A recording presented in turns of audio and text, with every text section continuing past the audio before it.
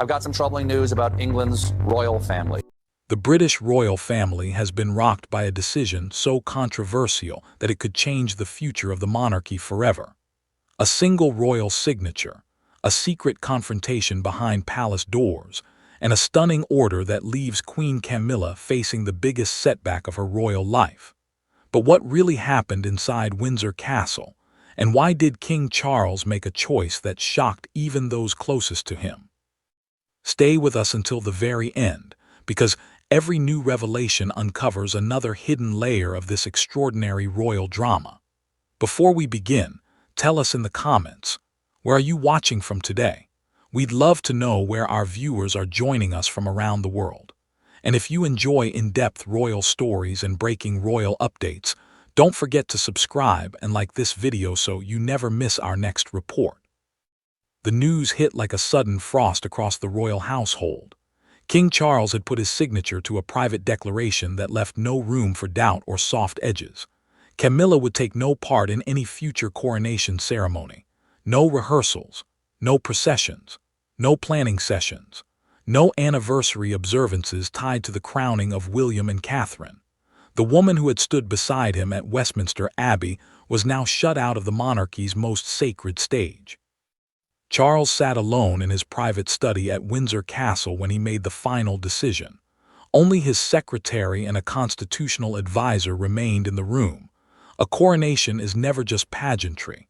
It is the public confirmation of who holds the crown, who stands beside that person, and how the next reign will begin. That was why the order cut so deep. It reshaped the visible face of the monarchy itself. He read the last paragraph twice. Then he set his fountain pen down beside the signed page and rested his fingers against the desk for several long seconds. His voice stayed steady when he spoke. Release it exactly as written.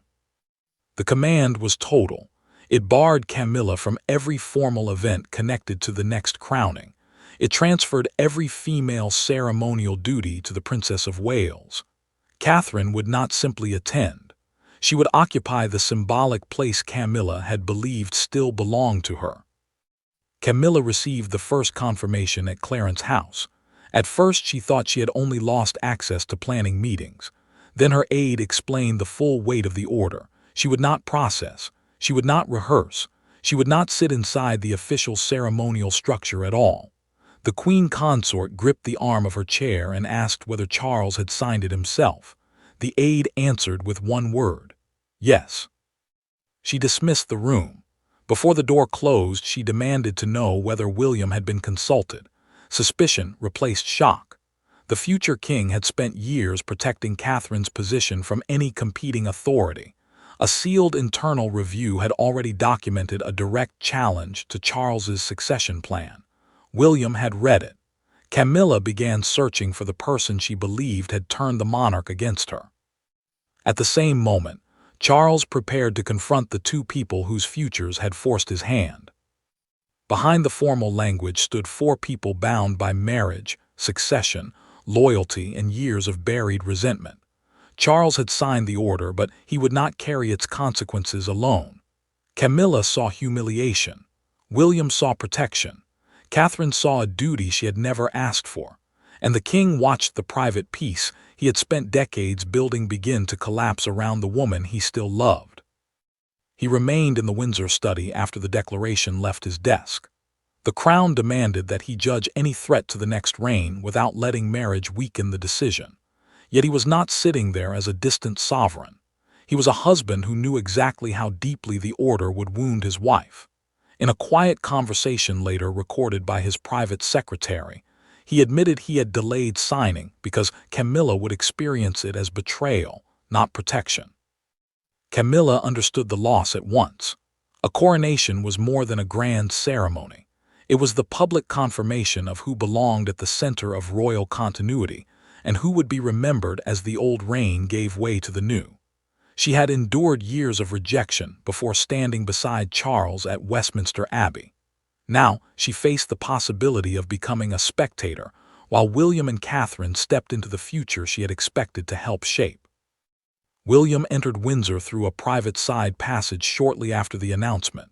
He paused outside his father's study, straightened his jacket, and told an aide he would speak as the heir, not as an angry son. The next coronation, he believed, had to center on Catherine, on the stability of his own reign, and on George's preparation as the young heir. Any competing authority could divide the ceremony and confuse the nation about where power truly rested. Catherine received the news from William with no advisors or household staff present. She did not smile. She asked whether Camilla had been informed before her own name was written into the order. When he said the decision belonged to Charles, she noticed how carefully he avoided discussing the sealed evidence. She pressed him gently. Was this punishment or protection? His silence told her the truth was darker than either word alone. Camilla confronted a long-serving aide at Clarence's house and demanded every name connected to the review. When William's office was mentioned, she removed the ceremonial brooch prepared for her next engagement and placed it on the table. Charles feared he had acted too late. She feared permanent displacement. William feared chaos in the succession. Catherine feared being portrayed as the woman who benefited from another's fall. The question was no longer whether the order hurt them. It was whether the king had defended the monarchy or sacrificed his marriage to save it. The answer lay 6 weeks earlier, when one demand inside a private ceremony turned old tension into a point of no return. The crisis did not begin with the signed order. It began during a closed ceremonial rehearsal inside St. George's Hall, where fewer than 12 people were permitted to remain. What should have been a technical discussion about William's eventual accession became a struggle over status, memory, and control. By the time Camilla left the room, Charles understood that silence would no longer preserve unity. Silence was now threatening it. The gathering had been arranged to test how the royal family would move through a future change of reign. Every entrance, signature, chair, and procession position mattered because each one told the nation who represented the present, who belonged to the future, and where power would pass next. Charles stood beside the central table while officials reviewed positions for himself: Camilla, William, Catherine, and George. The mood tightened when a courtier moved one chair slightly behind the place reserved for the future king and his wife. The queen consort stopped him before he could step away. She pulled the chair back into the central line and said she would not be placed behind the next generation, as though the present reign had already ended. Then she made the demand that changed everything. She insisted on retaining a central processional position beside Charles during William and Catherine's coronation. She also requested authority to approve the ceremonial jewels and seating arrangements assigned to the Princess of Wales. Those details mattered. Jewels and placement were never decoration alone. They publicly defined rank, legitimacy, and who held influence inside the next royal household. Catherine lowered the notes in her hands but said nothing. William asked whether the proposal carried constitutional approval. Camilla answered that custom could be interpreted by the reigning sovereign, forcing Charles to choose between supporting his wife and defending the boundaries of the next reign. Charles refused. The future coronation, he said, belonged to the incoming monarch and consort, not to those whose reign was ending. Camilla answered that she had endured years of public hostility to reach her present place and would not watch that position disappear without a fight. William's restraint finally broke. He stated that Catherine's role would not be negotiated. Camilla turned toward him and accused his office of planning her removal long before the rehearsal. Then she mentioned private ceremonial files she should never have known existed. Charles changed instantly. Those restricted plans had been available only to his office, William's advisors, and a small constitutional team. He ordered everyone out except his private secretary. When the doors closed, the monarch stared at the displaced chair and demanded a complete review of who had accessed the material. When that review returned, Charles did not summon an advisor first. He summoned Camilla. There were no courtiers to soften the language and no cameras to preserve appearances.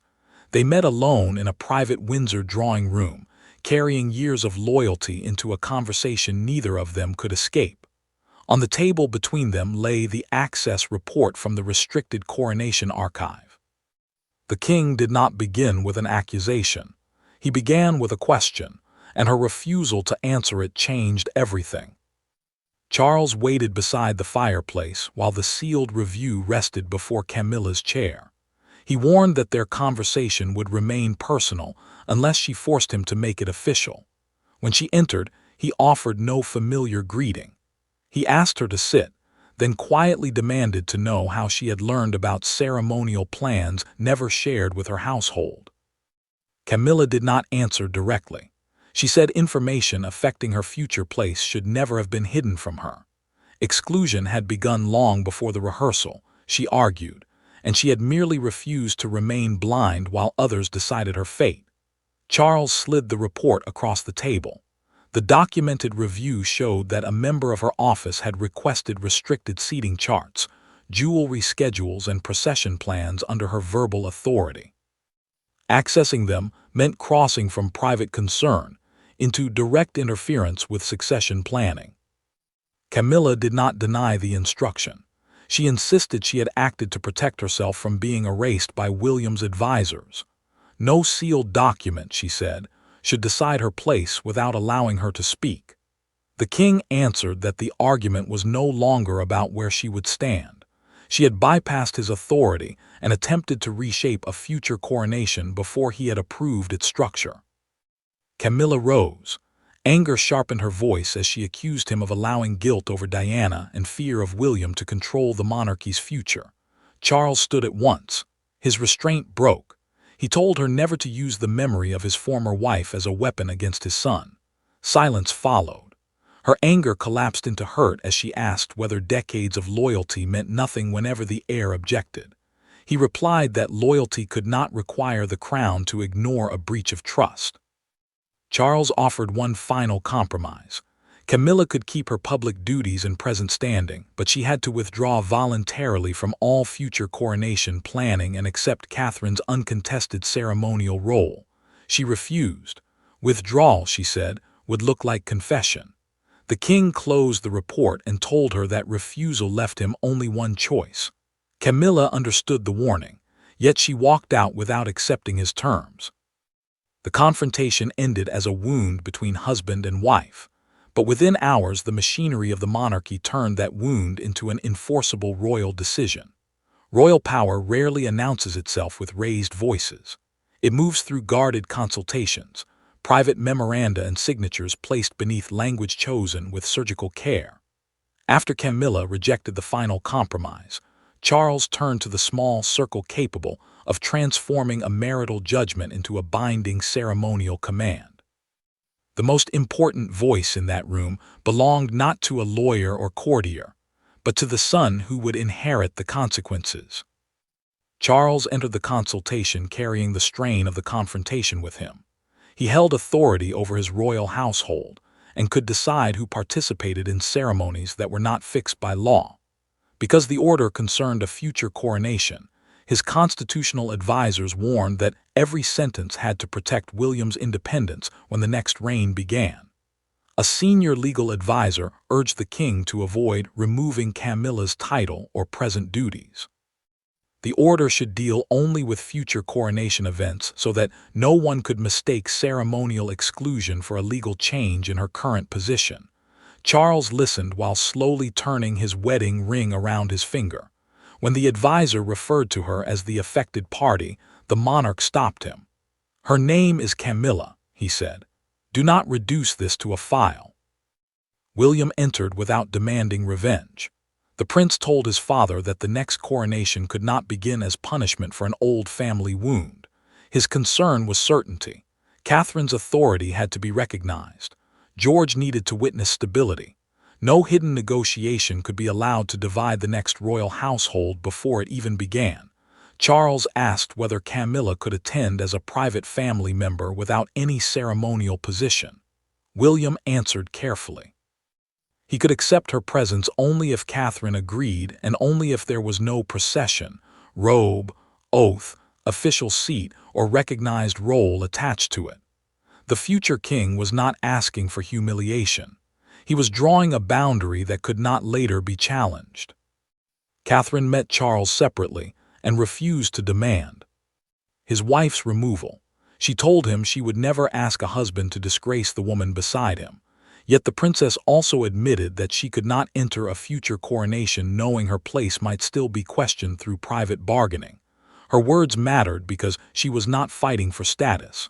She was protecting the clarity the ceremony had to represent. Catherine then offered to withdraw from early planning until the dispute was settled. That sacrifice became decisive. Charles understood that the woman gaining authority was willing to step back, while Camilla had tried to reach beyond the limits of her role. The king dictated the final clause himself. All ceremonial authority would belong to the incoming sovereign and consort, and no representative of the previous reign could revise their positions. After midnight, Charles signed. William watched in silence as he placed down the pen. Protecting the monarchy, the king finally said, often means injuring the people closest to it. By morning, the order had left his desk, and its first consequences reached Camilla before anyone could prepare for her reaction.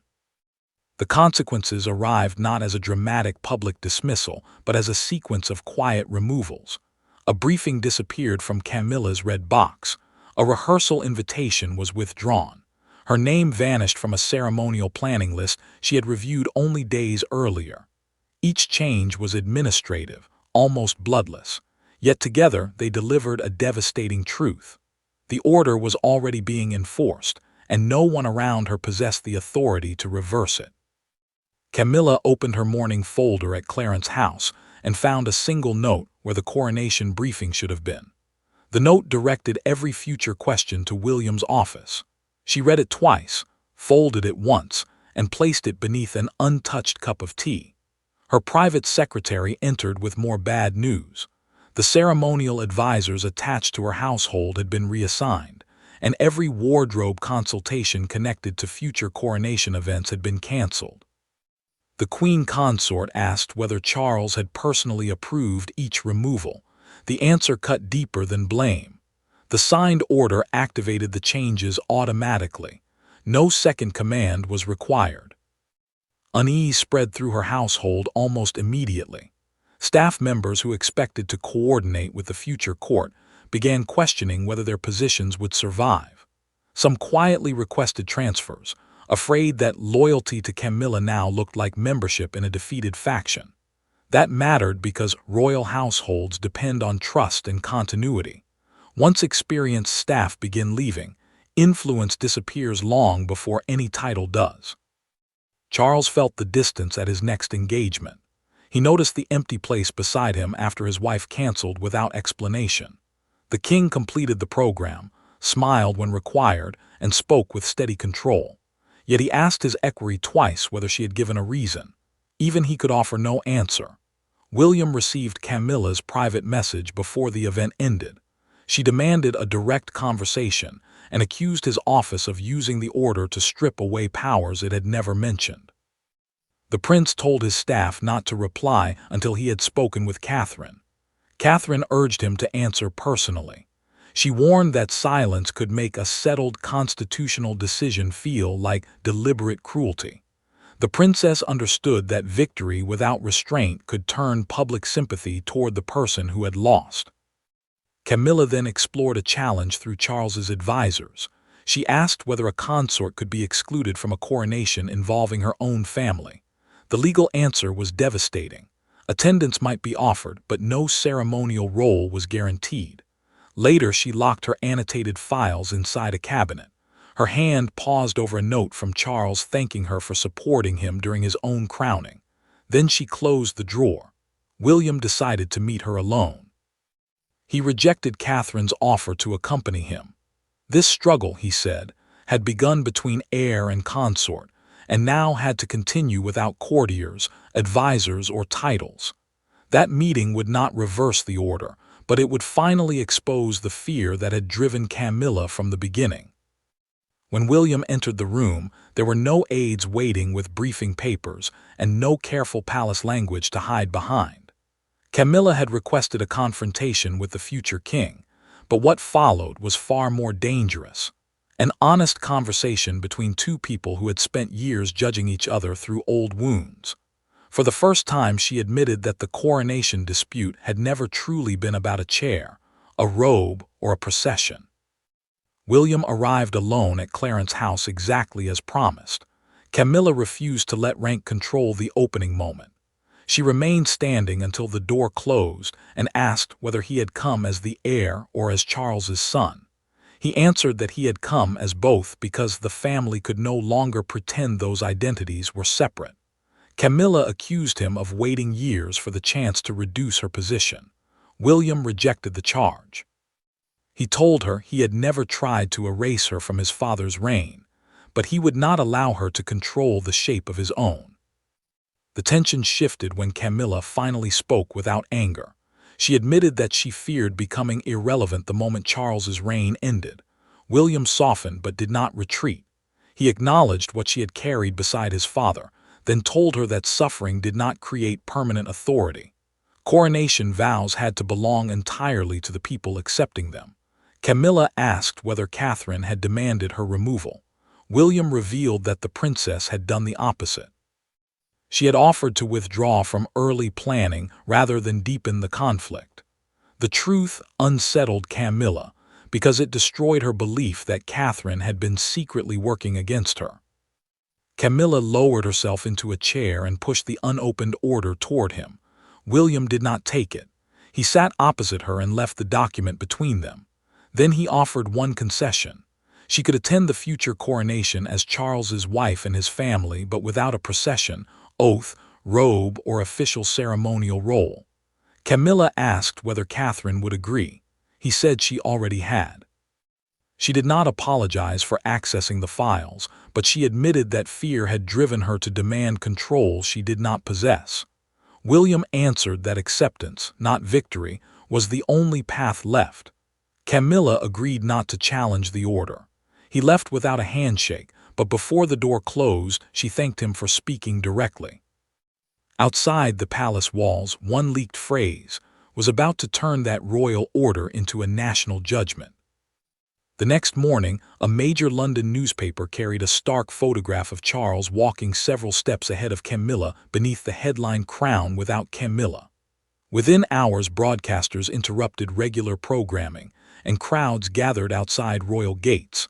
Charles watched the coverage in silence at Windsor. When an advisor offered to turn off the television, the monarch refused. He said a king could not issue a public order and then hide from its consequences. Camilla found the same front page beside her breakfast. She did not read the article. The queen consort studied the distance between herself and Charles in the photograph and asked her secretary whether the image had been chosen deliberately. Her aide said nothing. William reacted with anger when commentators suggested he had engineered the order to punish his stepmother. The prince authorized a statement confirming that the decision belonged solely to the reigning sovereign. Catherine refused requests for a triumphant appearance. When a woman at a charity engagement called out that she would make a magnificent queen, the princess thanked her and immediately returned attention to the cause. The palace then issued its final clarification. Camilla would keep her present title and duties, but no formal role in any future coronation ceremony. The removal was permanent. With public judgment raging beyond the gates, Charles gathered his family one final time. The final meeting did not restore what had been lost. Camilla would not regain her ceremonial position. Charles would not withdraw his signature, and William would not surrender control over the future coronation. Yet the family entered the room, no longer arguing over whether the decision could be reversed. They had come to decide what remained after it. Charles gathered Camilla, William and Catherine inside the same Windsor room where the restricted review had first been discussed. The signed order rested on the table, but no advisors were present. The king began by accepting responsibility. He admitted that he had delayed setting firm ceremonial boundaries because he wanted to avoid hurting his wife. That delay allowed uncertainty to become suspicion and suspicion to become a breach of trust. Camilla answered without defiance. She confirmed that she would not challenge the order or seek a formal role in William and Catherine's coronation. She would remain beside her husband, but she would no longer attempt to shape the next reign. William promised that Camilla would not be erased from Charles's years on the throne. Her public service and her place within the family would be recognized honestly. Yet the prince made one boundary permanent. His future reign would not be controlled by obligations created during the present one. Catherine then addressed Camilla directly. She said she had never sought her humiliation and did not see the transfer of ceremonial authority as a victory. The princess would support William and protect the dignity of the crown, but she would not inherit another woman's resentment. Charles reached toward his wife's hand, then stopped before touching it. He allowed her to decide. Camilla placed her hand over his. The gesture did not erase the conflict, but it confirmed that their marriage would continue, even though their royal roles had been separated. The family accepted the final arrangement. Camilla could attend the future coronation as Charles's wife and an honored family member, but she would not swear an oath, wear coronation robes, approve ceremonial details, or hold an official place. Charles locked the signed order inside the dispatch box. The decision, he said, would never be reopened. This was not Camilla's destruction, Catherine's triumph, or William's revenge. It was the moment the king finally separated personal devotion from royal authority. There would be no reversal. Camilla kept her marriage but surrendered control. William protected his reign without demanding punishment. Catherine accepted power without celebrating another woman's fall. Charles preserved the monarchy by accepting that love could remain private even when power had to move forward. As this extraordinary chapter comes to a close, one question still remains. Has the monarchy been strengthened by this historic decision, or has it revealed deeper divisions that may shape the royal family for years to come? Share your thoughts in the comments below. We'd love to hear your opinion. If you enjoyed this report, please like the video, subscribe to the channel, and turn on notifications so you never miss our latest royal stories. Thank you for watching, and we'll see you in the next video.